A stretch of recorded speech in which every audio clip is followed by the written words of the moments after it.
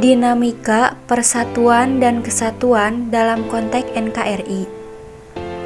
Sejak masa proklamasi kemerdekaan Indonesia tanggal 17 Agustus 1945, telah terjadi banyak dinamika dalam mempertahankan utuhnya Indonesia dari masa ke masa hingga sekarang. Dinamika persatuan dan kesatuan bangsa Indonesia dalam perwujudannya sangat kuat. Pernah terjadi berbagai bentuk pemberontakan dan segala bentuk upaya untuk memisahkan diri dari NKRI. Kedinamisan bangsa Indonesia tersebut telah dimulai sejak Indonesia berhasil memproklamasikan kemerdekaannya. Maka dalam peristiwa ini, panitia persiapan kemerdekaan Indonesia tidak bisa lepas dari sejarah Indonesia. Kemudian, sehari setelah proklamasi kemerdekaan, tepatnya tanggal 18 Agustus 1945, panitia persiapan kemerdekaan Indonesia mulai menggelar sidang untuk menetapkan 3 keputusan penting, yakni menetapkan Undang-Undang 1945, memilih presiden dan wakil presiden, dan membentuk KNIP untuk membantu presiden. Dari situlah dinamika persatuan dan kesatuan bangsa dimulai dan terus berlanjut. Dari masa ke masa dengan berbagai bentuk seperti berikut ini. Faktor pendorong dalam dinamika persatuan dan kesatuan bangsa: 1. Pancasila, 2. Sumpah Pemuda, 3. Bhinneka Tunggal Ika. Masa revolusi kemerdekaan Indonesia 18 Agustus 1945 sampai 27 Desember 1949.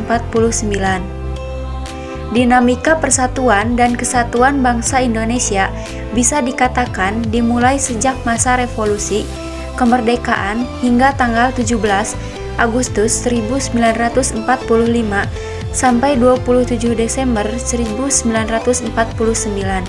Bangsa Indonesia pada masa ini menghadapi kolonial Belanda yang ingin kembali menguasai.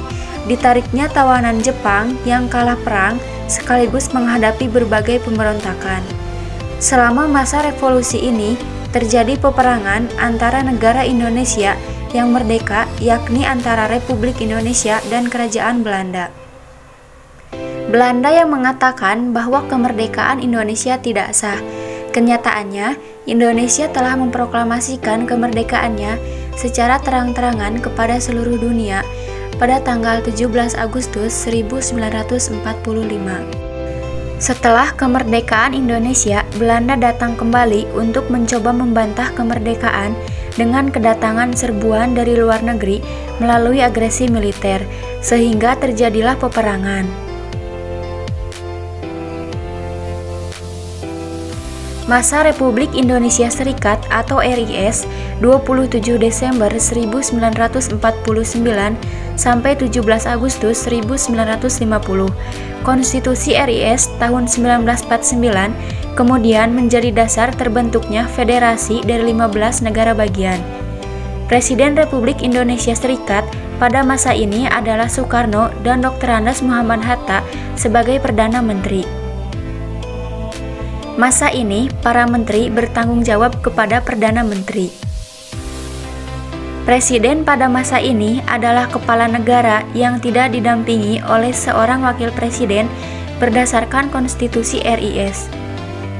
Jika presiden berhalangan hadir, maka akan digantikan posisinya oleh Perdana Menteri yang tanggung jawab pemerintahan sepenuhnya berada di tangan Perdana Menteri dan para menteri kabinet. Pada masa ini, Indonesia masih menggunakan sistem pemerintahan parlementer, di mana kabinet akan bertanggung jawab kepada parlemen. Jika pertanggungjawaban kabinet tidak diterima oleh parlemen, maka kabinet harus dibubarkan atau mengundurkan diri. Konstitusi RIS ini mengenal 6 lembaga negara, yakni Presiden, Dewan Menteri, Senat, DPR RI, Mahkamah Agung, DPK. Sistem pemerintahan parlementer ini tidak berlaku lama, hanya kurang lebih 8 bulan. Kemudian RIS dibubarkan dan Indonesia kembali menggunakan sistem sebagai negara kesatuan. Pemberontakan yang terjadi pada masa ini adalah pemberontakan Angkatan Perang Ratu Adil, APRA, pemberontakan Andi Agis, dan pemberontakan Republik Maluku Selatan atau RMS.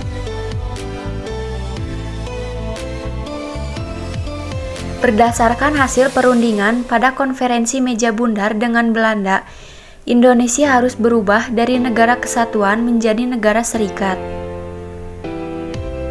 Pada masa Republik Indonesia Serikat ini, terjadi dinamika persatuan dan kesatuan bangsa yang diwarnai dengan berbagai pemberontakan. Seperti gerakan Angkatan Perang Ratu Adil APRA di Bandung, pemberontakan Andi Agis di Makassar, dan pemberontakan Gerakan Republik Maluku Selatan atau RMS.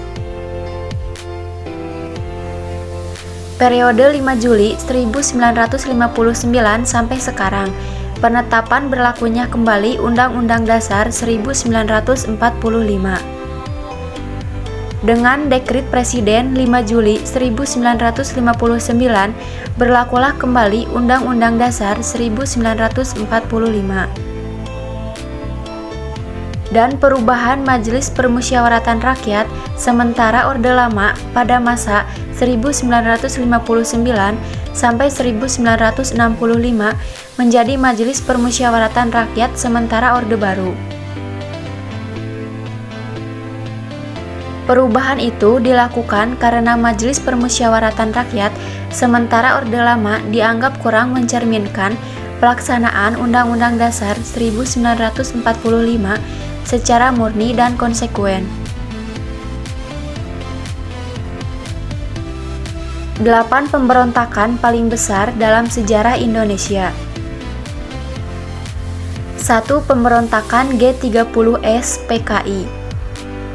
Gerakan G30S PKI sendiri terjadi pada tanggal 30 September 1965, tepatnya saat malam hari.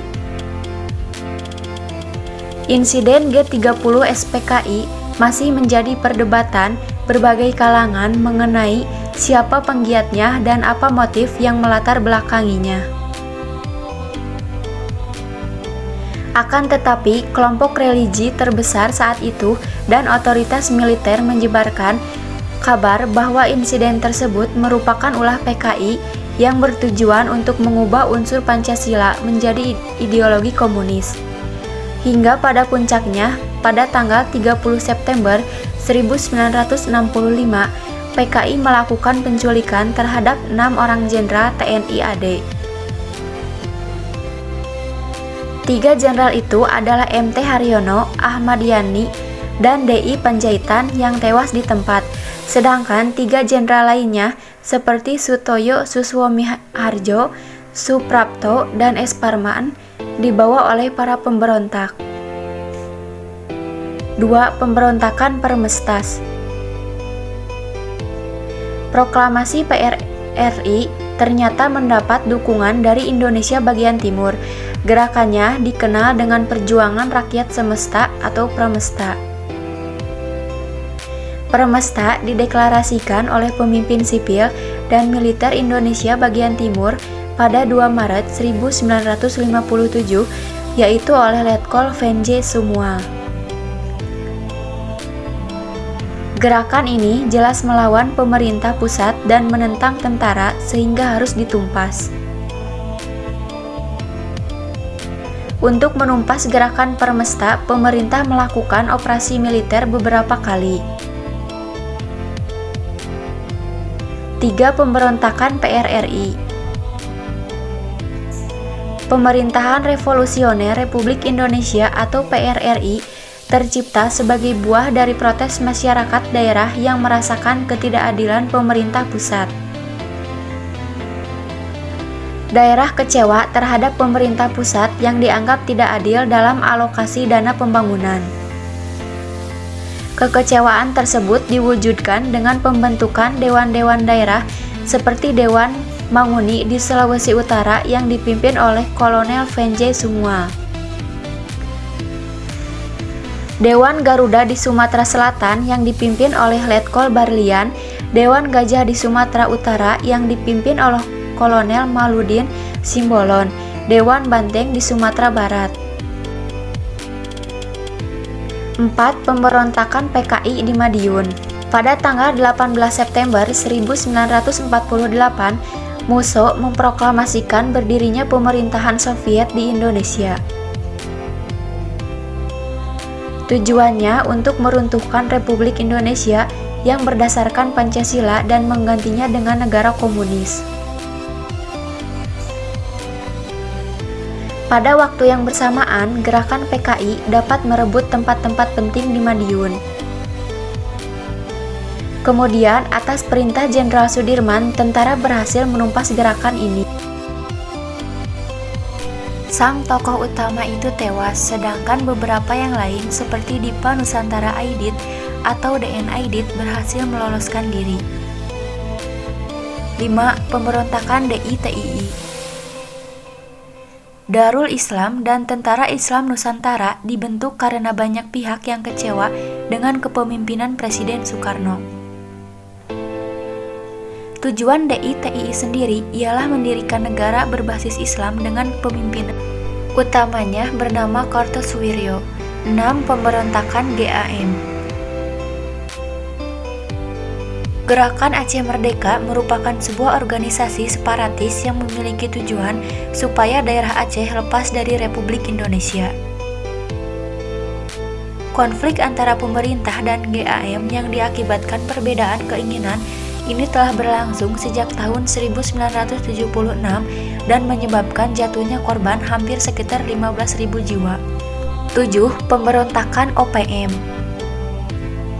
Organisasi Papua Merdeka atau OPM adalah sebuah gerakan nasionalis yang didirikan tahun 1965 yang bertujuan untuk mewujudkan kemerdekaan Papua bagian barat dari pemerintahan Indonesia. 8. Pemberontakan RMS. Republik Maluku Selatan atau RMS adalah daerah yang diproklamasikan merdeka pada 25 April 1950 dengan maksud untuk memisahkan diri dari negara Indonesia Timur.